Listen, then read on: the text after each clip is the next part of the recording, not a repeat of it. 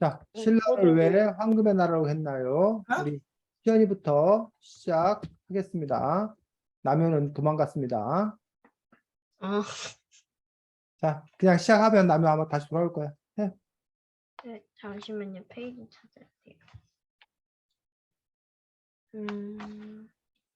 있다.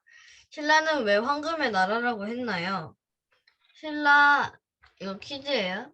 신라 사람들은 금이나 은으로 장식물을 만들었습니다. 임금이 쓰는 무엇뿐만 아니라 무엇 같은 것도 금과 은으로 만들었어요. 무엇은 과연 무엇일까요? 여러 가지입니다. 몇 개? 아, 나요. 아인씨. 왕관뿐만 임금이 쓰는 왕관뿐만 아니라 귀걸이, 팔찌, 목걸이, 반지, 허리띠 같은 것도 금과 은으로 만들었어요. 맞습니다. 자, 그러면은 현대를 생각하면은 금을 이렇게 들고 다니는 게 일상적으로 말이 될까? 우리 생각에? 아니면 책에서? 너희 생각으로. 아니, 말이 되지? 그럼 왜 말이 된다고 생각하는 거야? 나는 반반이긴 한데 그래도 금을 갖고 있는 거는 꼭 가지고 다녀야 되는 것도 아니고 그 다음에 꼭 안 가지고 다녀야 되는 것도 아니고 막 자랑하려고 가져가는 것도 아니잖아. 응? 그러니까 나는 생각이 반반이라고 생각할 수 있지. 나는 안 가지고 다니는 거. 왜냐하면 그렇게 다니면은 예를 들어서 목걸이나 귀걸이나 팔찌나 그런 걸 하고 다니면은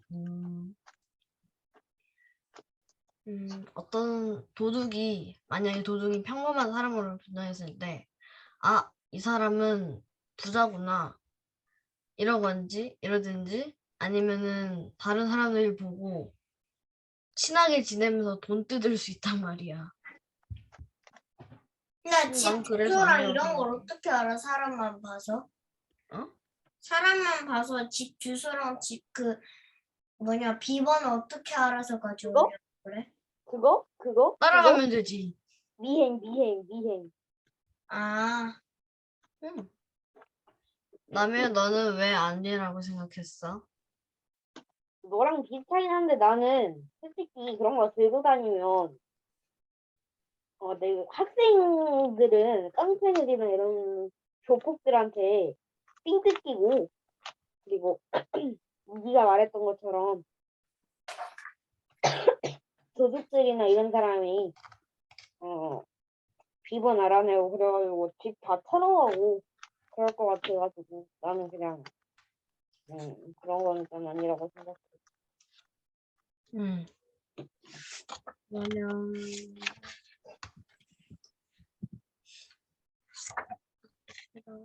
여기 있다.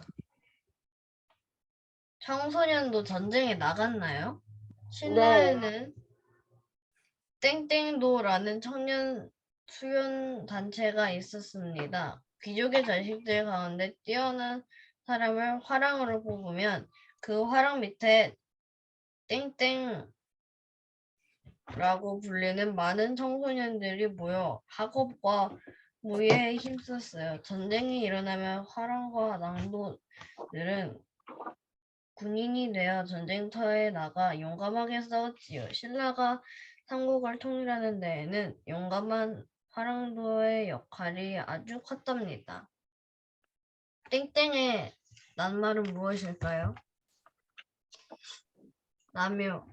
화랑 아니야? 하나만 얘기하세요. 화랑 아니야? 맞아요. 아이니. 양도. 맞습니다. 자, 그렇게 생각하면은 옛날에는 여자도 몰래 분장하고 전쟁에 갈 수 있었거든? 응? 그리고 남자는 대체로 가야 되고. 그러면은 지금으로 생각하면 남이야 너는 얼마나 끔찍하다고 생각하니? 아니면은 얼마나 좋다고 생각해? 나는 뭐 전쟁이 나가는데 죽는 사람이 어디 있겠니? 싫지 당연히. 왜냐면은 전쟁이 나가면 죽을 수도 있잖아. 그렇지. 나는 근데 너가 바꿔서 입장을 바꿔서 이 시대의 사람이라고 생각하면은 너는 어떨 것 같아? 그래서 싫어. 전쟁 자체가 싫어. 음. 그럼 왜 싫은 거야? 사람이 죽잖아. 음. 그러니까 싫은 거지. 근데 여러 가지로 바뀔 수 있어. 우리나라가 우리나라끼리 싸우든지 남의 나라랑 우리나라가 싸우든지. 근데 우리가 이길 수도 있어. 응. 너가 그 이긴다는 걸 알았다면은 너는 어떻게 할 거야? 나? 응. 전쟁이 일어난 상황에서 아니면 일어날 수도 있고 아닐 수도 있는 상황에서. 일어났을 때의 상황에서. 일어났을 때의 상황에서. 응. 그러면 그냥 최대한 그냥 피해 있어야지. 어차피 이길 거면. 내가 만약에 남자였다면 그냥 죽어라 싸울 것 같은데? 어차피 그 나이에 남자들은 다 군대 가서 죽든 살든 간에 전쟁하다가 나이 들어서 죽든 전쟁하다 칼 맞아서 죽든 총 맞아서 죽든 아무튼 그럴 거 아니야. 그치? 죽든 살든 간에 나는 열심히 싸우겠지. 역시 무서운 사람. 아예나 너는?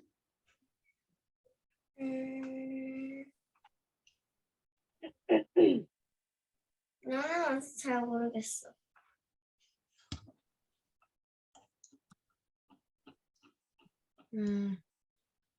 음, 그러면 너는 그때 되면은 여자가 전쟁에 나갈 수 있는데 나갈 거야, 안 나갈 거야? 나는 안 나갈 것 같아. 근데, 왜냐면 응? 나무말처럼 사람들이 죽을 수도 있고 막 많이 다치잖아. 응? 그러니까 나는 전쟁을 안 나갈 것 같아. 근데 옛날엔 강제로 시키는 것도 있어. 집 뭐, 돌아다니면서 강제로 시켜. 강제로 시켰을 때 너는 어떻게 할 거야? 뭐 어쩔 수 없지. 끌려가야지. 가서 최대한 싸울 거야? 아니면은 어찌저찌 해서도 그냥 그렇게 싸울 거야? 아니면 그냥 에라 모르겠다 하고 그냥 대충 싸울 거야? 아니 어차피 가게 된 건데 뭐 최선을 다해 싸우겠지. 아니나 너는? 잠깐만. 잠시만.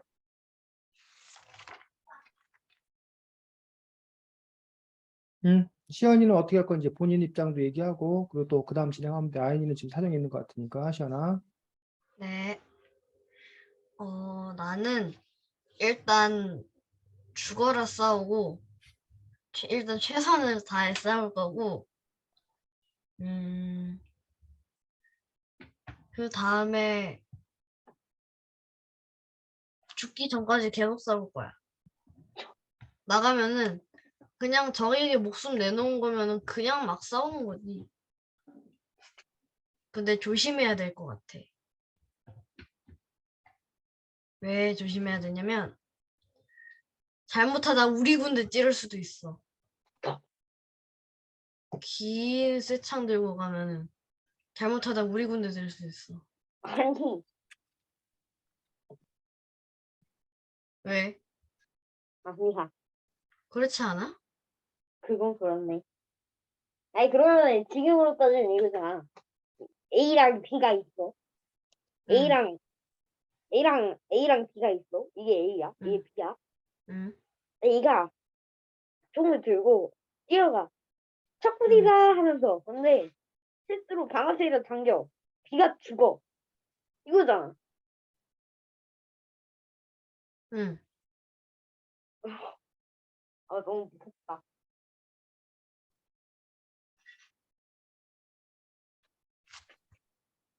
그러면은 신라는 어느 나라와 교류했을까요? 해서 신라는 가장 가까운 땡땡이나 땡땡 물론 당시에 땡땡이라 불리던 중앙아시아, 서아시아와 교류했어요. 땡땡에서 세 가지가 있는데 이 세 가지를 말해주세요. 서역이랑 어디라고? 불리던 중앙아시아. 에? 어디라고? 신라는 어느 나라와 교류했을까요? 남유. 중국이나 일본은 물론 당시에 서역이랑 불리던 중앙아시아, 서아시아에 와도 교류했어 이유가 아니야? 맞습니다. 와, 난 맞겠다. 그거 없는 것 같은데. 12페이지인데? 옛날 거라서 없나? 아하. 페이지. 나한테 12페이지는 해적을 혼내준 바다의 왕은 누구인가요인데? 정복이잖아. 조금 달라. 음흠. 그러면 밑에 사진 중에 사람과 새의 모습이 상감된 유리구슬이라고 나와 있는 사진 있지? 응. 보이니 남여야? 보이지. 응. 그러면은 이 구슬에서 너는 이 조그마한 걸 다 담을 수 있을까? 글쎄. 지금 어? 아이니 거에는 13쪽에 나오는 거야. 어. 계속 얘기해.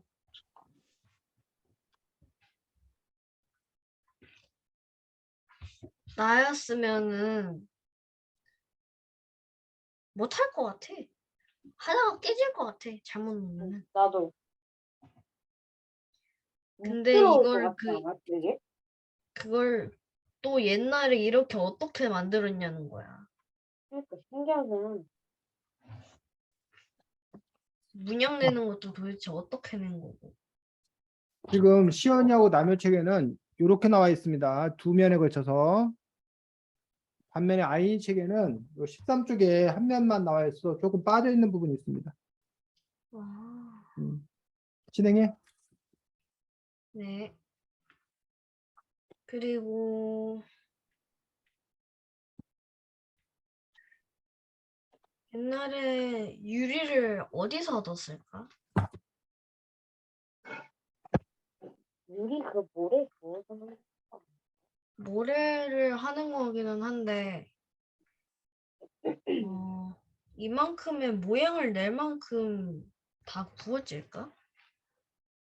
그리고 그렇지 이거를 않을까? 어떻게 빚어? 그럼 뭐 나도 틀로 모르겠네. 넣어서 빚나? 책에 나오는 내용이야?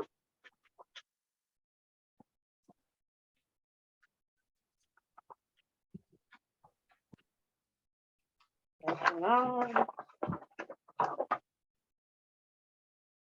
지연아? 응? 책에 나오는 내용이야? 지금 나오는 내용은 아니고 13쪽 아랫부분에 신라에는 당나라 아라비아 상인을 통해 멀리 노마나 시리아에서 만든 유리 그릇도 들여왔어요. 그 부분이야. 지금 아랫부분에 아이니 거는. 네.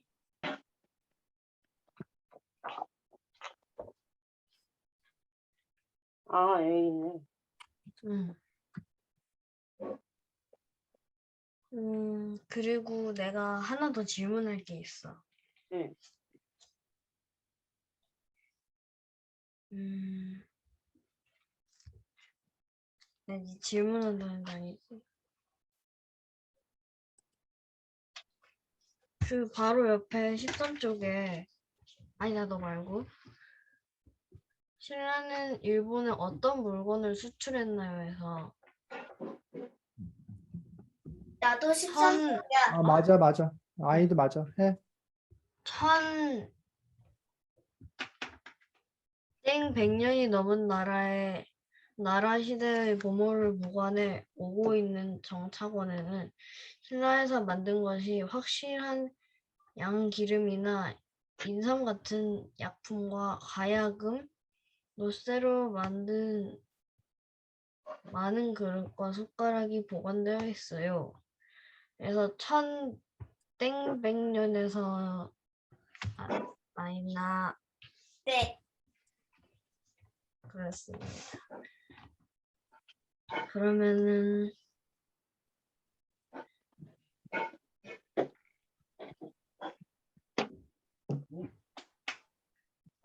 너희는 순목깔개라고 정창원 순목깔개 있잖아. 보이니? 응. 응. 순목깔개 문양을 어떻게 넣었을 것 같아? 네, 그림으로 그렸을 것 같아? 틀로 찍어서 그렸을 것 같아? 나는 뭐 그림일 것 같긴 한데 잘 모르겠는데. 아, 아니면은 천으로 책에도 그렇게 나와 있네. 그 천으로 분위기 낸 거라고 해서 그렇게 나와 있는 거 아니야? 잠깐만. 아닌가? 맞네. 천으로 된 천이 끼워져 있다는데. 맞네. 미안.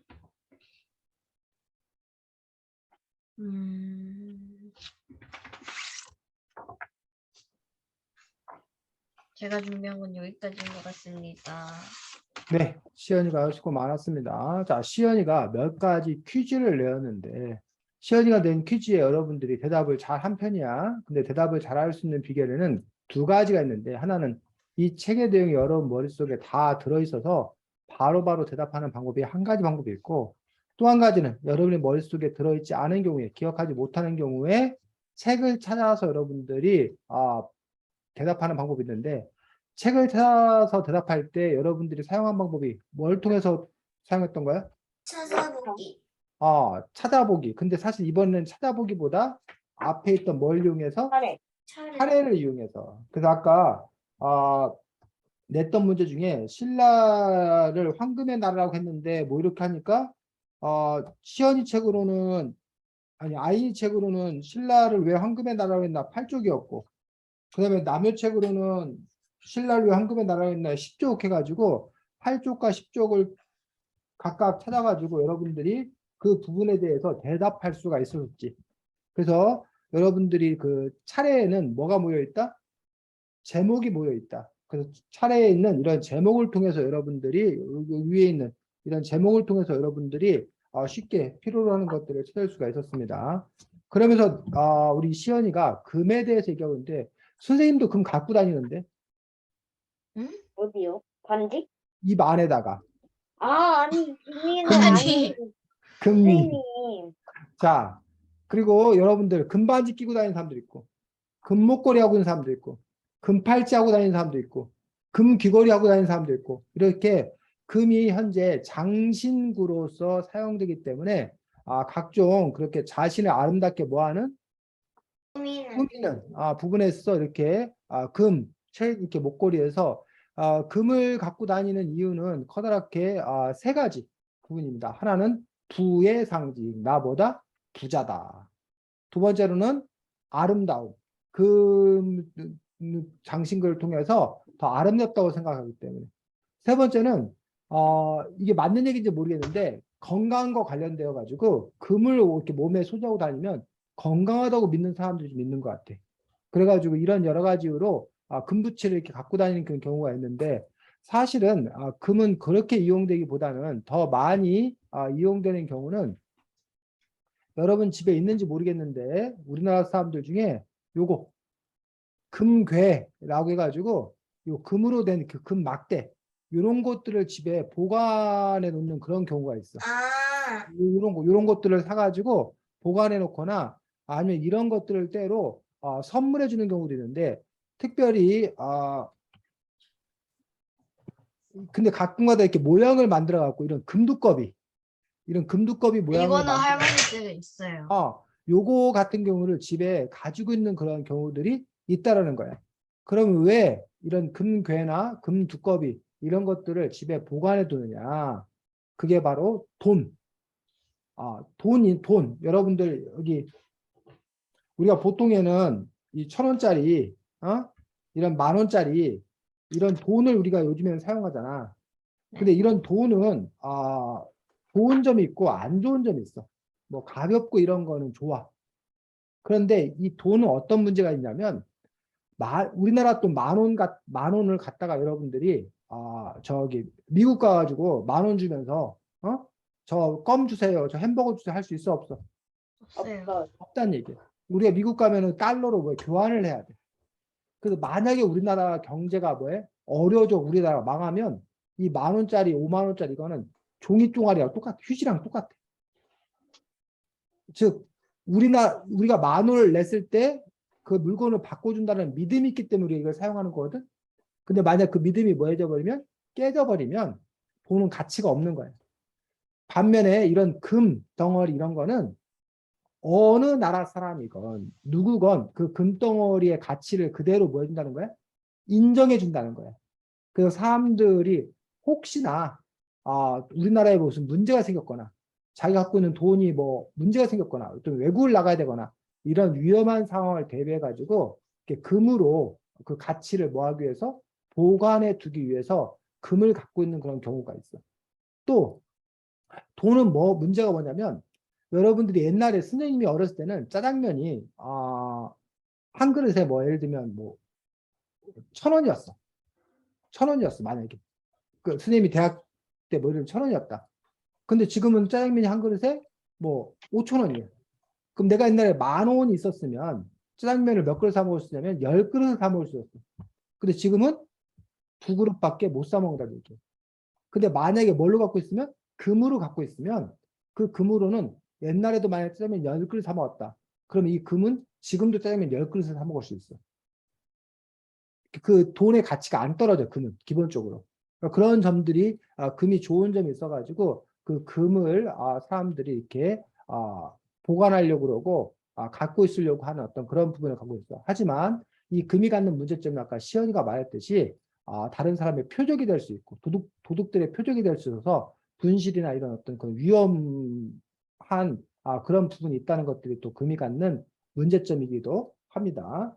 자, 그래서 신라를 왜 황금의 나라라고 했나요? 라고 이 책의 제목이기도 한데 바로 신라에 뭐가 많았었다? 금이 많았어. 이렇게 금관이라던가 이러한 금 장식품 이런 것들이 많이 발견되었기 때문에 신라를 우리가 황금의 나라라고 얘기하고 있고 그만큼 그 나라가 어떻게 보면 좀 풍요로운 나라였다라는 그리고 이제 그 나라가 이렇게 아름다움을 과시한 어떤 그런 나라, 화려한 나라였다. 이러한 이미지를 갖고 있는 것들을 볼 수가 있습니다. 실제로 그 콜럼버스 알아? 콜럼버스? 네. 서양 사람들이 아시아에 막 이렇게 온 이유들 중에 하나가 바로 뭐 하려고? 금을 찾으려고, 금을 뺏어가려고. 그렇게 해서 금을 소유한 자가 부자라고 생각하기 때문에 그렇게 이제 항해에 나섰던 여러 가지 이유들 중에 한 가지 이유이기도 합니다. 자, 그 다음에 신라 청소년들 얘기하면서 이른바 화랑도라는 제도에 대해서 이야기를 하고 있습니다. 그래서 여러분들은 아직은 아닐 것 같은데 지금도 청소년 단체가 있긴 있습니다. 그래서 뭐 컵스카우트, 걸스카우트 들어봤어 혹시? 학교에 네. 있어? 걸스카우트, 컵스카우트 이건 세계적인 그런 조직. 원래는 보이스카우트, 걸스카우트였는데 우리나라가 이름을 바꿔가지고 컵스카우트 이런 식으로 바꿨고 요즘에 뭐 해양 청소년단, 우주 청소년단 뭐 이런 식의 그런 청소년 조직도 있는 걸로 알고 있고 그래서 이제 청소년들끼리 모여가지고 서로 이제 뭐 우정도 다지고 여러 가지 모험 활동도 하고 봉사 활동도 하는 어떤 그런 청소년 그런 단체가 지금도 있긴 한데 신라시대 때 화랑이라는 청소년 단체는 그렇게 자기의 어떤 그런 수련, 연마 이런 것도 중요하지만 전쟁이 나면 청소년 단체에서 전쟁에 이렇게 참가하기도 하는 그런 일을 볼 수가 있습니다. 그러면서 여러분들이 아까 군인 전쟁과 군인에 대해서 얘기를 했었는데 실제로 그런 일이 지금 현재 진행형으로 벌어지고 있는 나라가 있어. 어디야? 우크라이나와 러시아. 러시아 우크라이나 전쟁인데 당초에는 러시아가 우크라이나를 압도적으로 승리할 거다라고 예상이 되었었는데 우크라이나가 서방 미국이나 유럽의 지원을 등에 업고 계속 이제 항거함으로써 러시아가 이제 계획대로 되지 않자 러시아가 이른바 부분 동원령이라고 해가지고 사람들을 군대에 와라라고 이제 지금 동원령을 내렸어. 그래서 이제 러시아 그 남자들 중에 일부는 러시아 동원령이 내렸기 때문에 내가 러시아 국가를 위해 싸우겠다라고 전쟁터에 달려가는 사람이 있는가 보면 나 전쟁 나가기 싫다 해가지고 다른 나라로 탈출하려고 하는 또 그런 움직임이 있다고 또 얘기합니다. 그래서 스스로 원해서 전쟁터에 가는 경우도 있지만 사실 대부분의 경우는 자원이기보다는 의무로서 징집, 강제로 이제 끌려가서 이제 나라를 지켜야 하기 때문에 응해야 되는 어떤 그런 또 상황인 것들을 볼 수가 있습니다. 그래서 가장 바람직한 건 애당초 전쟁이 발생하지 않는 것들. 그게 이제 가장 바람직한 일인데, 근데 이제 전쟁이 막상 벌어졌다라고 했을 때는 어쨌든 자기 나라와 자기 가족 뭐 이런 것들을 지키기 위해서 또 이제 전쟁에 참여할 수밖에 없는 선택의 상황이 아니라 강요된 어떤 그런 상황인 것들을 볼 수 있는데, 다만 이제 그 전쟁을 왜 해야 되느냐라는 부분들에서 그 전쟁이 이른바 정의로운 전쟁이냐 아니면 좀 이렇게 불의한 잘못된 전쟁이냐에 따라서 사람들의 마음은 어지러울 수밖에 없다라고 생각이 드는데, 뭐 그런데도 불구하고 또 자기 나라가 승리해야 되니까 정의롭든 정의롭지 않든 무조건 나가야 된다는 사람도 있을 거고, 그 전쟁이 정의로운가 그렇지 않은 건가에 따라서 행동이 달라진다, 선택이 달라진다는 사람들도 또 있을 거라고 생각을 합니다. 그 다음에 또 아까 시연이가 궁금해했던 그 부분들 중에 유리공예가 도대체 어떻게 되는 건가라는 부분들이 있어서 선생님이 그 동영상을 아까 여러분들 하는 동안에 잠깐 찾아보았습니다. 아니다. 소리 공유가 잠깐만. 세상에. 자, 어떻게 만들어지는지 시연이 참고가 됐어? 네. 유리를 뜨거운 온도에 녹인 다음에 뭐 바람을 불어서 이렇게 모양을 만다던가 아니면 손으로 이렇게 늘린다거나 뭐 이런 식으로 해가지고 그런 식으로 이제 각각의 모양을 이렇게 만드는 것들을 볼 수가 있습니다. 그래서 이런 유리 공예를 통해서 유리 잔이라던가 여러 가지 공예품들을 이렇게 생산하는 것들을 볼 수가 있습니다. 이렇게 자기가 이제 궁금한 것들이 있었을 때 그 궁금한 것들을 뭐 요즘에는 이렇게 유튜브 영상을 통해 찾아볼 수도 있고 아니면 뭐 이렇게 검색을 통해서 또 여러 가지 것들 여러분들이 찾아볼 수 있어서 그것들을 더 깊이 있게 알아보려고 하는 어떤 그런 태도들 그것들이 아주 좋은 그런 습관이라고 생각합니다. 우선 이 정도 그 다음에 여러분이 또 주로 많이 얘기했던 것들이 그 다른 나라와 교역 하는 그 부분들에 대한 이야기들을 많이 여러분들이 이야기를 했었습니다. 그래서 신라가 어느 나라 교육했나라는 부분에서 여기 보면 서역이라는 그런 단어가 나오는데 서역이 어디라고? 서역.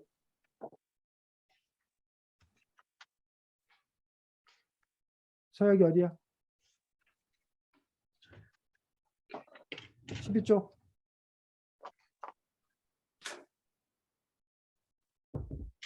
중앙아시아. 중앙아시아라고 되어 있는 그 부분들을 볼 수가 있습니다. 그래서 여러분들이 세계 지도를 보면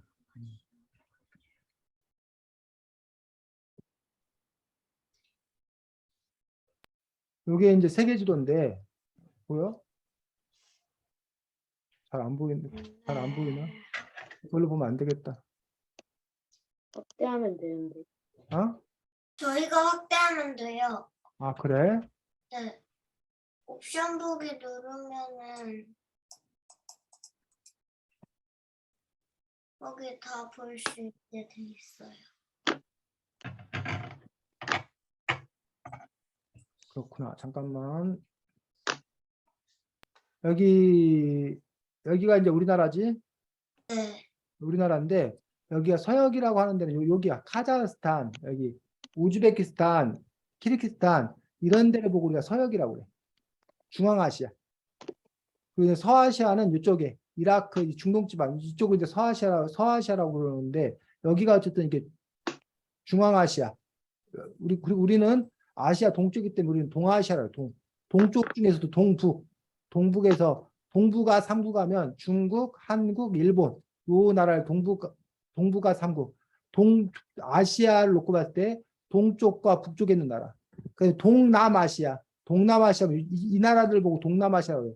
동남쪽에 있는 태국, 베트남, 필리핀, 인도네시아, 말레이시아 이런 나라를 보고 동남아시아라고 해요.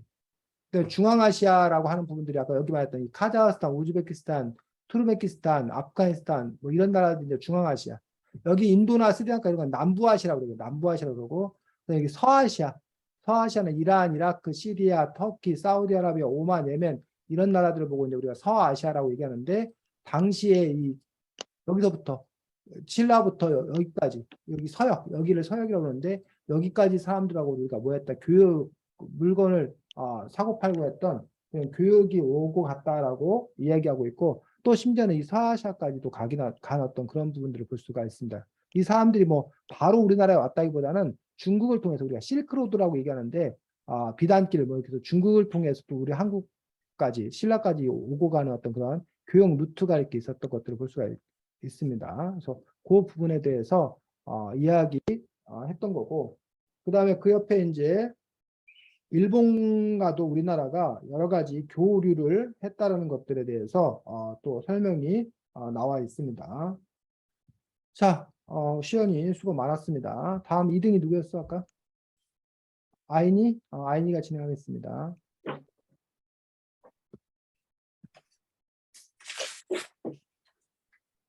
피가 하얀 사람도 있나요? 해서 누구의 피가 하얗나요?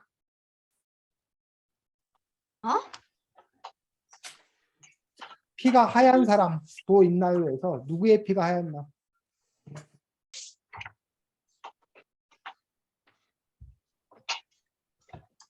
역시 이것도 차례 보면 되지. 잘 모르겠으면.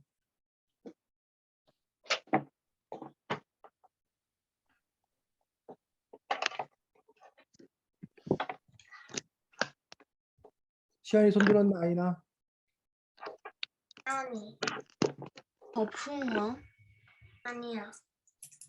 그때 그 버풍왕 때 있었던 일이지.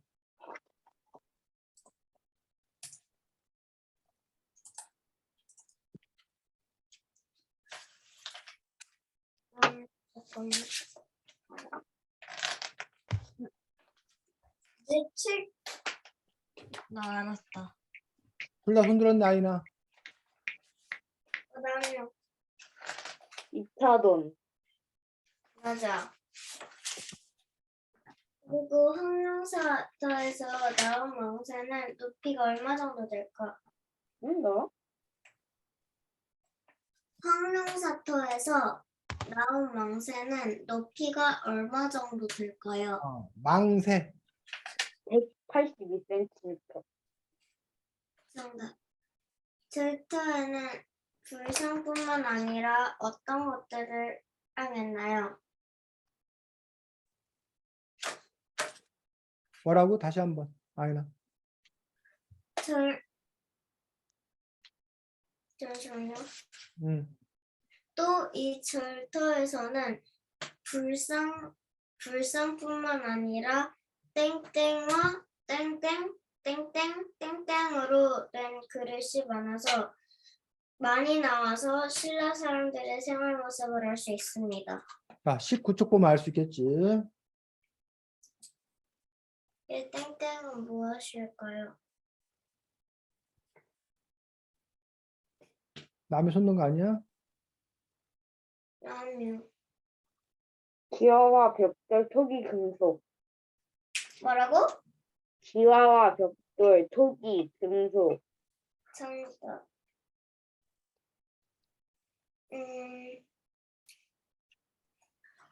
황금으로 만들어진 활용사 땡땡땡 땡땡땡땡은 무게가 땡만 땡천 땡근이나 되는 어마어마한 땡땡이었어요. 할 때 땡땡들은 무엇일까요?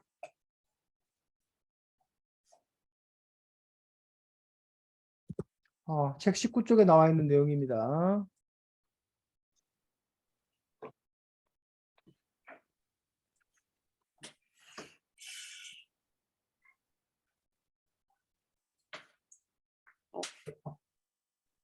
남이야, 너 손 든 거야? 남이야. 형용사 장육 존상은 무게가 35,700근이나 되는 어마어마한 비상이었다고 해. 몇 천? 35,007근. 아, 맞아. 그리고 땡땡땡은 바위 속에 지은 절이에요. 경주의 땡땡에 굴을 뚫고 그 속에 돌을 깎아 만든 부처와 보살 땡땡들을 모셨어요.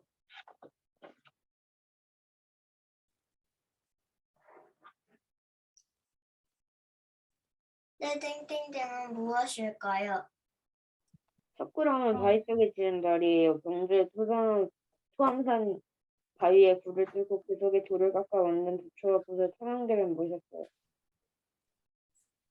정답. 만약에 너네라면 그 속에 어떤 것을 깎아 만든 어떤 거와 어떤 것들을 모셨을 것 같아?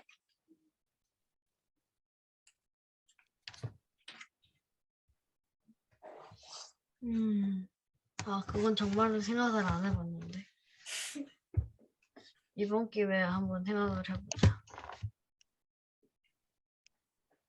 나는 일단 내가 존경하는 사람, 아니 믿는 신 같은 존재. 일단 그 존재를 넣을 거고, 그 다음에 그 밑에서 도와주시는 분들? 그런 분들, 응. 그런 분들을 새겨 넣겠지. 나는 나는 일단은 불상이랑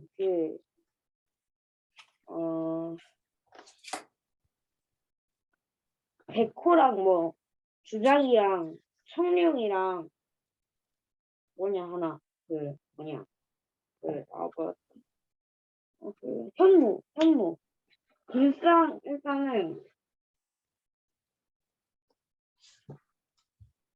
불상이랑 그리고 내가 아까 말한 그 사천 뭐였더라? 어쨌든 그 내가 아까 말한 주작이랑 백호랑 청룡이랑 현무 그 정도? 나는 일단 그 속에 시연이처럼 뭐 존경하는 사람들 아니면 이때까지 나를 막 도와주고 밑에서 일해준 사람? 이랄까? 아니면 나를 많이 도와줬던 사람 등등 그 속에 모아들었을 것 같아. 신라에도 유행이 있었나요? 해서 신라 사람들의 사이에도 유행은 있었어요. 신라에서는 한때 땡땡 없는 땡땡이 유행했어요. 남녀를 가르지 않고 조금 괜찮게 사는 사람이면 누구나 이런 옷을 걸쳤다고 합니다. 또 땡땡 여성들은 사이에는 털실로 짜거나 땡은 실로 수놓은 목도리가 유행하기도 했어요. 땡땡의 꼬리 깃털에 장식으로 더하기도 했지요. 고급 땡땡땡 장식이 너무 유행되자 땡땡땡은 이런 사치품의 땡땡과 땡땡을 금지시켰어요. 이제 땡땡은 무엇일까요?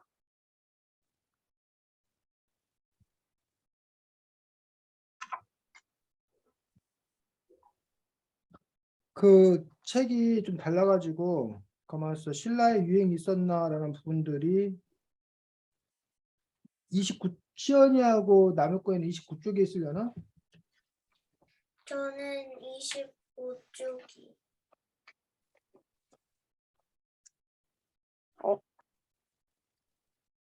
신라에도 유행이 있었나요? 한국 사람들은 어떤 옷을 입었나요? 29쪽에 신라 사람들은 어떤 옷을 입었나요? 그 내용에 지금 아연이가 말했던 내용이 너희들은 나와 있어. 시연이하고 남의 책에는.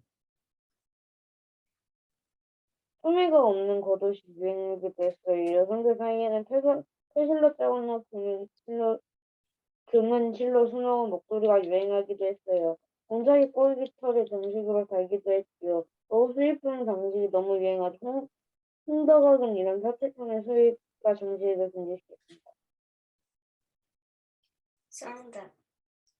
만약에 너네라면 어떤 것을 만들고 그다음에 또 어떤 것을 유행시키고 싶어?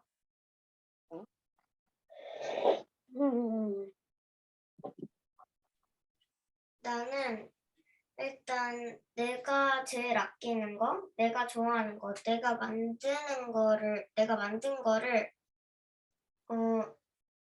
이제 유행시키고 싶어. 만약에 내가 만든 거를 지나다니는 사람이 있거나 아니면 좋아하게 되는 사람을 보면은 나도 뿌듯해할 것 같거든. 나는 반대거든. 나는 유행을 내가 안 만들었으면 좋겠어. 만약에 만든다면, 만든다고? 여기서 만든다면은 꼭 만들어야 될 때. 나도 처음엔 안 만들고 싶은데 일단은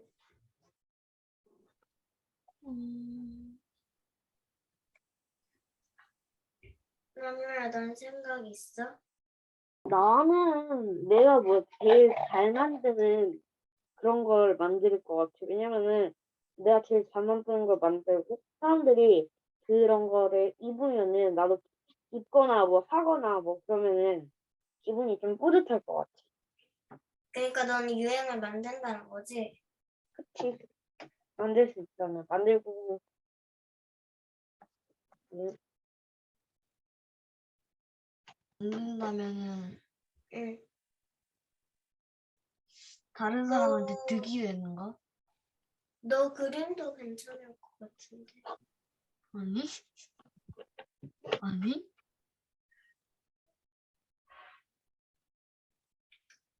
그래, 그러면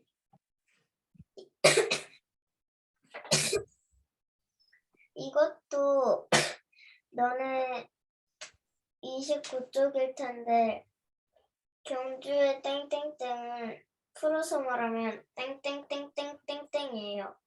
땡땡 안에서 땡땡으로 만든 신발이 나와서 이런 이름이 붙여졌답니다. 경주의 신기총은 풀어서 말하면 신발의 무덤 안에서 금속으로 만든 신발이 나와서 이런 이름을 붙였습니다. 이거야? 맞아. 그다음 너네한테 쪽은 어딘지 모르겠지만 한 장 뒤에 넘겨서 보면 신라 땡땡땡땡 신라 땡땡땡땡 때 세운 땡땡땡과 오늘날 남아있는 땡땡땡 가운데 가장 오래된 것입니다.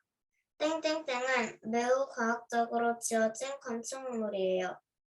땡땡땡을 지은 데 쓴 이는 땡년 땡땡땡이를 나타낸 것으로 보입니다. 돌이 쌓여있는 단위의 수도 땡땡 단위로 이것은 땡땡땡이 신라 땡땡대 왕이기 때문이라는 거예요. 그래서 자, 땡땡 남해하고 시연이는 22쪽입니다.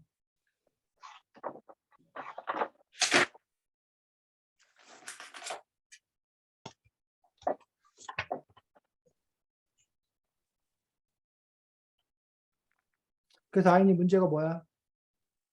땡땡땡은 무엇이? 남현 시연 22쪽. 문제는 다시 얘기해 줄래? 내가 아까 그거 뭐냐 말한 그 글 있잖아. 그러니까 그걸 다시 얘기해 줘. 자, 우리 아이니가 너무 땡땡땡 얘기만 많이 해가지고 땡땡땡이 뭔지를 알 수가 없어. 애들이 기억할 수가 없어, 아이는. 거기서 하나요. 다시 그러니까 얘기해 주라고, 아이나. 신라 선덕 여왕 때 세운 땡땡땡과 오늘날에 남아있는 성대가 오늘날에 남아있는 천문대 가운데 가장 오래된 것입니다.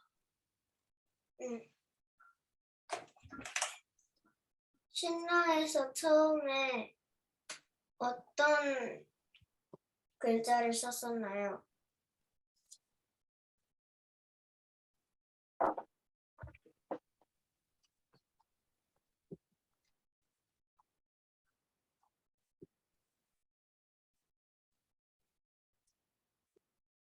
십육 쪽 시연이야 나면은.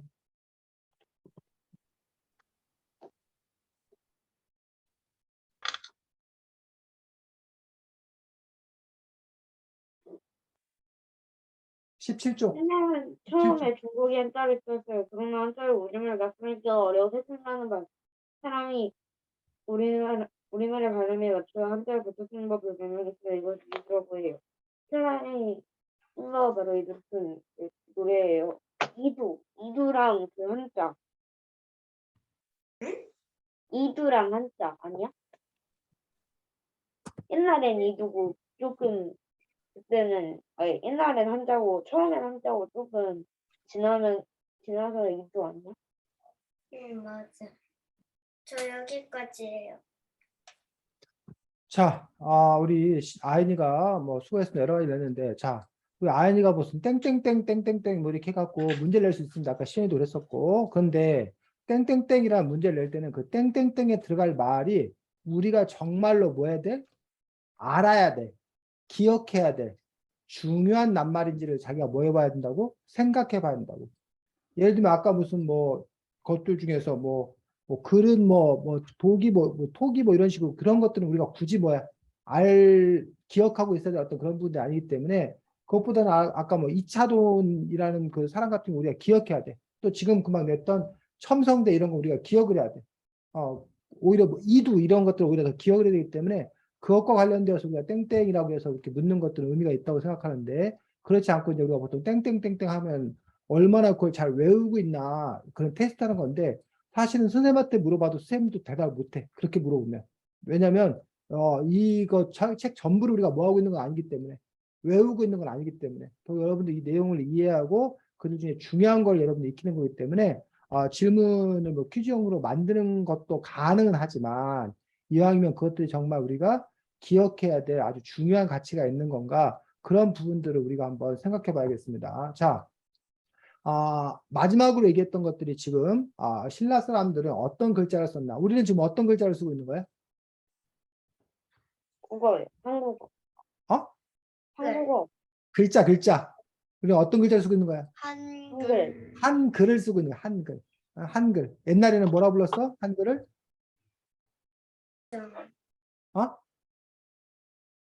지금 우리가 한글이라 부르지만 훈민정음? 옛날에는 한글을 안 부르고 뭐라 불렀어? 민정은 훈민정음. 훈민정음이라고 불렀어. 훈민정음. 세종대왕이 훈민정음을 1400년대에 만드신 거예요. 그러면 사실 우리가 훈민정음을 만들어서 한글을 만들어 쓴 지는 약 600년 정도밖에 안 돼. 그럼 그 전에 신라시대 때는 지금 몇천 년 전인데 신라시대 사람들은 한글을 알지를 못했다라는 얘기예요. 그럼 그때 사람들은 도대체 어떻게 했냐? 우리 글이 없었기 때문에 대신 뭐를? 한자를 쓴 거야, 한자. 그런데 한자는 우리 말과 좀 뭐해서 달라서 우리 말을 그대로 한자로 옮기기가 어려웠어. 그래서 한자와 우리 말, 한자 중에 없는 우리 말, 이거를 좀 이렇게 연결할 수 있는 걸 썼는데 그게 바로 뭐다? 이두라는 거야. 그래서 이두를 세종대왕이 훈민정음을 만들기 전까지 계속 썼어. 여기 지금 보면 선하공주, 주은이라고 되어 있는데 이 선하공주 이건 한자야. 주은 뭐 타 밀지 가량치고 서동방을 야의 묘을 폭연 거여 이렇게 되는데 이걸 우리 요즘식으로 해석하면 선하 공주 주은 이걸 님은 이걸 주은이라고 쓴 거야. 그러니까 님은 할 때 이 은이라는 말이 한자에는 없는 거야. 그래서 한자에 있는 은을 그냥 갖다 쓴 거야. 나머지 뜻인데 이 타자는 남타자니까 타 밀지 몰래 뭐 짝지어를 그냥 가량 두고를 치고 이게 둘치자인데 고자를 이렇게 갖다 쓴 거야. 이런 식으로 이거를 만약에 이렇게 써놓으면 중국 사람들은 잘 못 읽어. 한자로 써놨는데도. 왜? 원래 한자는 저렇게 쓰는 게 아닌 거야. 한자의 어순이나 이것과 좀 다르게 우리 한국식으로 우리 말식으로 한자를 갖다 배열한 거야. 이런 걸 보고 우리가 뭐라고 그런다? 이두 문자라고 한다는 거야. 마치 우리가 만약에 한글이 없으면 이렇게 쓰는 거야. 봐.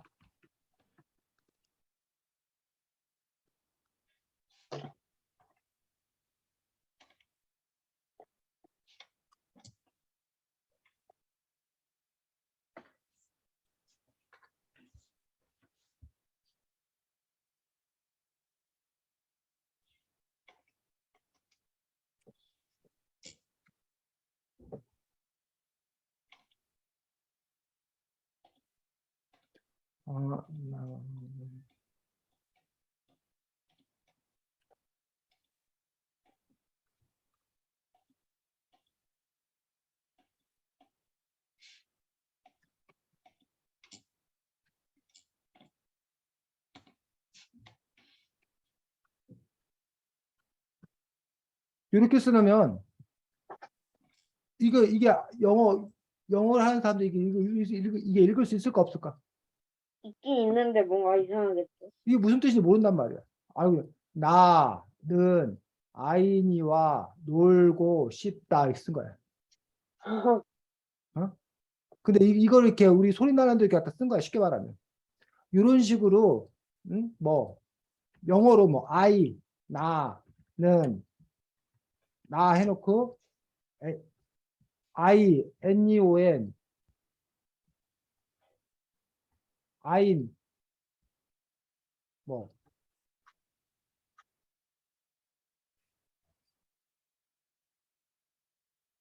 이와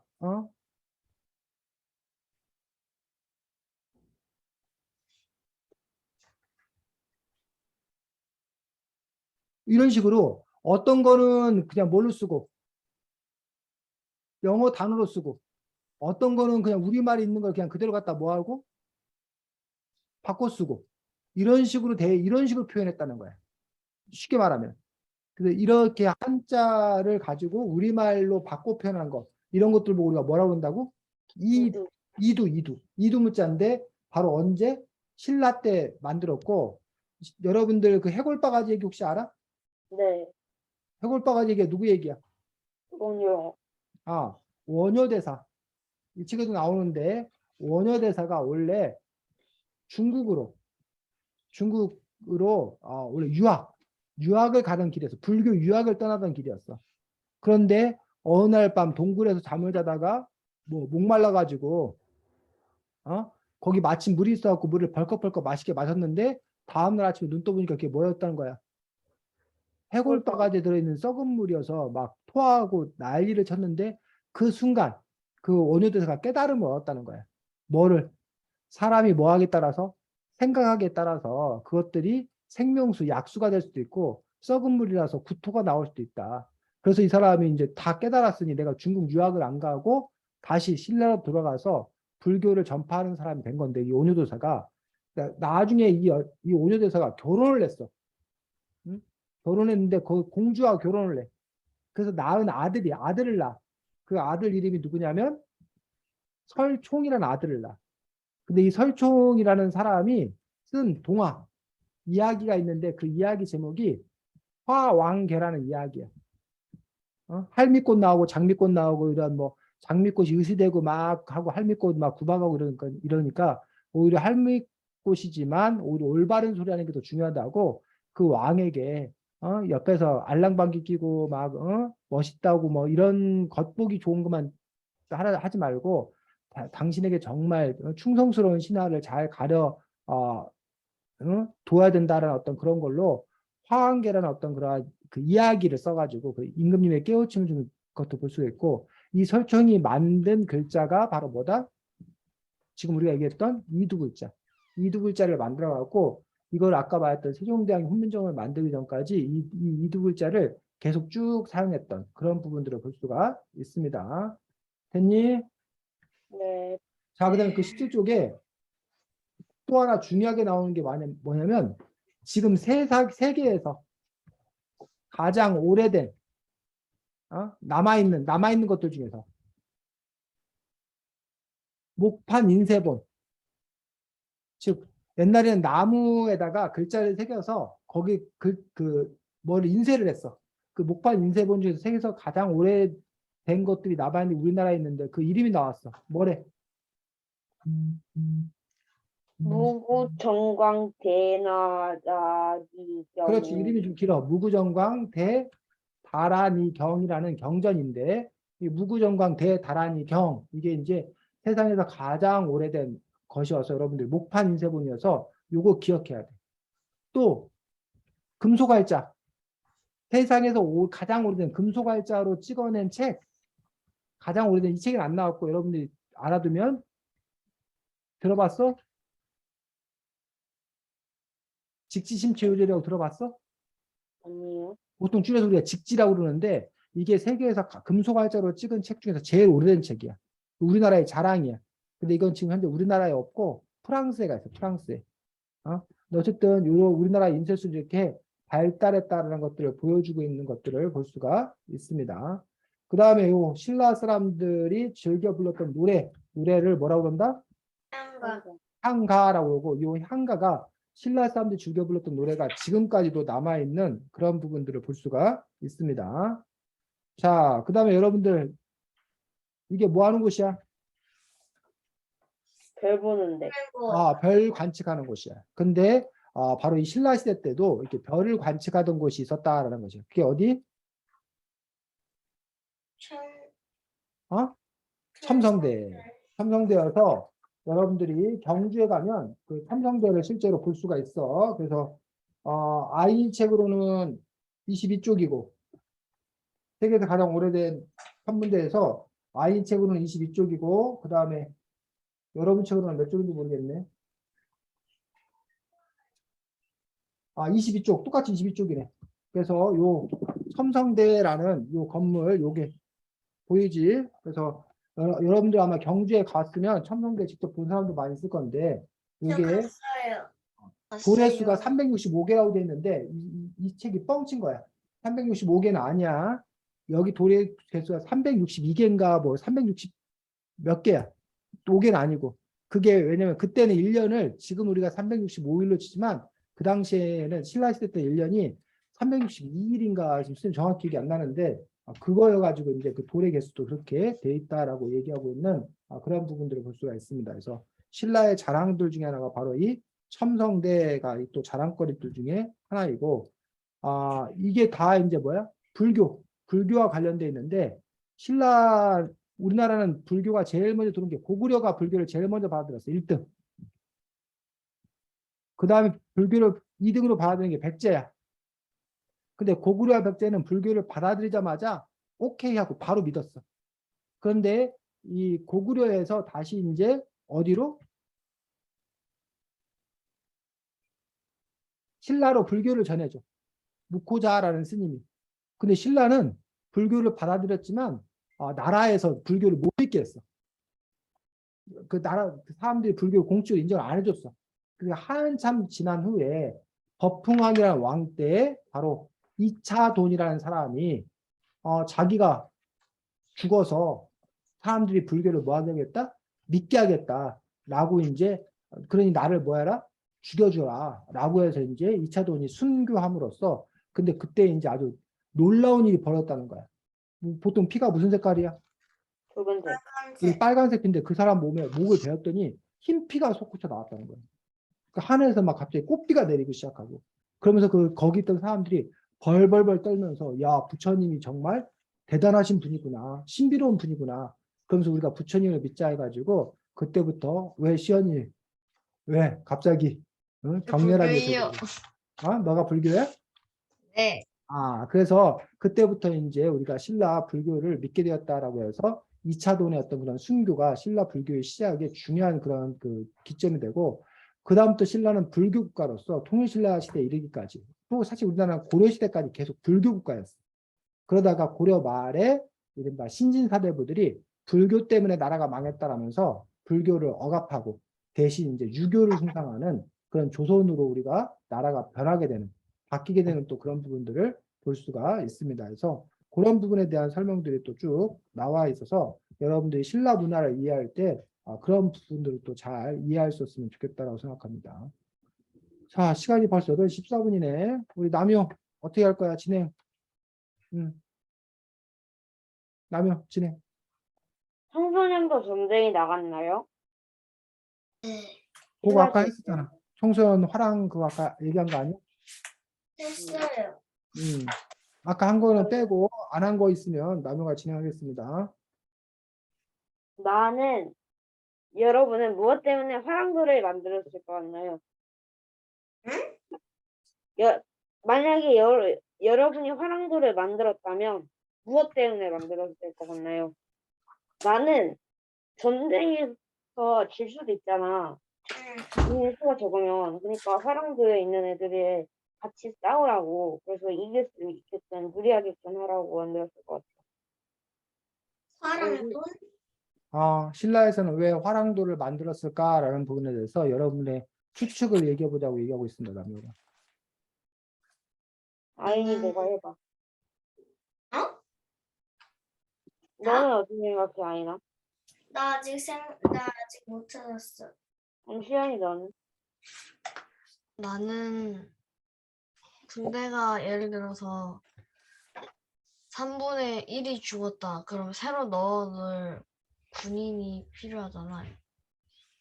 그러면은 여러 가지로 먼저 넣어야 할 준비를 해야겠지? 난 그렇다고 생각하거든. 하지 말아야겠지? 아인이 너는? 나는 일단 너처럼 적으로부터 약간 그거를 길다랗게 크게 만들면은 적으로부터 피할 수 있잖아. 그리고 내 몸도 보호할 수 있고 잘 안 다칠 수도 있으니까 나는 그렇게 지을 것 같아. 그러면 만약에 내가 신라에 그 약간 15살 정도 되는 사람이야. 그러면 화랑도에 들어갈 거야? 나는 화랑도에 들어가지 않을 거야. 왜냐면은 화랑도에 들어갔다가 경쟁 났을 때 싸우다가 죽을 수도 있잖아. 그래서 나는 화랑도 안 들어. 그리고 시연이 너는? 어차피 귀족이나 그런 사람들만 갈 수 있었잖아. 그래서 지금 시연이 남효는 어차피 너는 못 들어가. 너 귀족 아니잖아. 지금 이러고 씹는 거야, 남효를 지금? 어? 그것까지 말 안 해줬잖아요, 어차피. 그런 뜻으로 얘기한 거 아니야? 아닙니다. 남효가 그런 너는 뜻은 그러면? 아닌데. 뭐라고? 너는? 나도 안 들어가지. 왜? 음,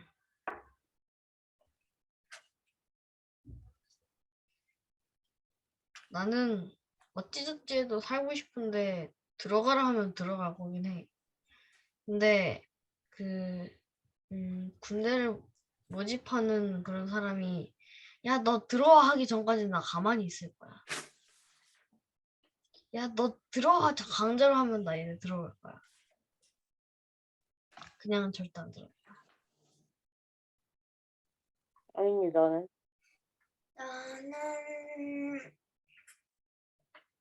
나도 안 들어갈 것 같아. 왜냐하면 그렇게 막 안 들어간다고 해도 강제로 꼭 들어간다 라고 했을 때는 최대한 짧은 시간 안에라도 들어가긴 할 건데 그래도 한 일주일 정도 있어야 된다. 그럼 나는 못 들어갈 것 같아. 왜냐하면 답답할 거 아니야. 거기 안에 들어가서도.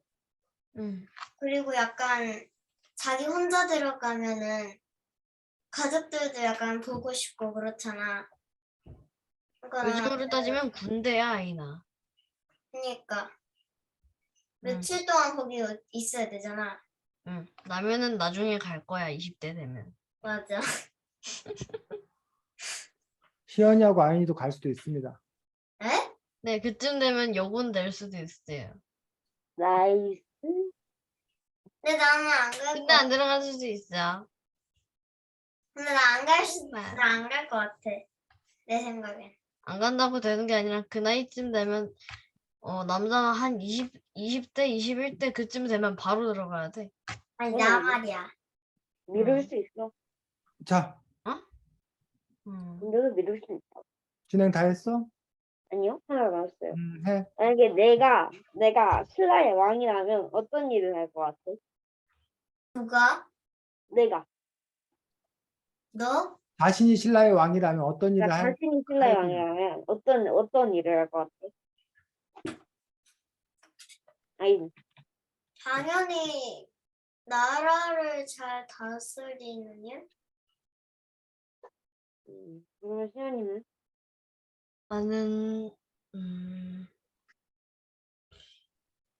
한 4가지 정도가 있어. 일단 적으로부터 우리나라를 지키는 일, 그리고 나라 일을 돌보는 일, 그리고 백성들의 생활을 살피는 일, 그리고 절대로 도둑질을 하지 않는 것. 그거를 살피는 것. 그건 당연한 거. 응. 그건 아, 당연한 거지. 나는 근데 그거는 사람들의 생활 모습을 살펴보는 거랑 똑같지 않아? 예. 남효. 나는 청국천이라 일단 기반을 좀 다지고 평화로운 나라로 만들 것 같아. 제가 준비한 건 여기까지입니다. 네, 수고했습니다. 그래서 신라 화랑도에 대해서 여러분들이 오해하지 말 것은 화랑도가 뭐 꼭 전쟁에 참여하고 그건 아닙니다. 그리고 화랑도는 평상시에는 수련 그 기관이기 때문에 전국 그 산하를 다니면서 여기저기 여행 다니고 하면서 이렇게 공부하고 자기의 그 체력을 그 단련시키고 그랬던 부분이지 무슨 군대 군사 조직과 일치하는 건 아닙니다. 근데 이제 나라가 위기에 처했을 때는 그 화랑도 중에서 이렇게 군대에 가는 대표적으로 유명한 게 이제 화랑 관창 같은 경우가 이제 백제와의 어떤 그런 전쟁에 자기 목숨을 내놓고 싸웠던 그 화랑 관창 얘기가 유명한 어떤 그런 이야기이긴 하지만 일상적으로 꼭 그들이 군대의 조직이나 이것도 아니고 청소년 수련단체였다는 것들 얘기하고 싶습니다. 자, 다음 주에는 콩 너는 죽었다라는 책인데 김용택 선생님의 동시집입니다. 그렇지? 지금 시연이 갖고 있는 김용택 시인은 아주 그 초등학교 선생님 출신으로서 아주 유명하신 분입니다. 섬진강 시인 해가지고 그래서 김용택 시인의 콩 너는 죽었다라는 책을 가지고 다음 주에는 또 만날 수 있도록 하겠습니다. 자, 수고 많았습니다. 안녕. 안녕히 안녕히 계세요. 계세요.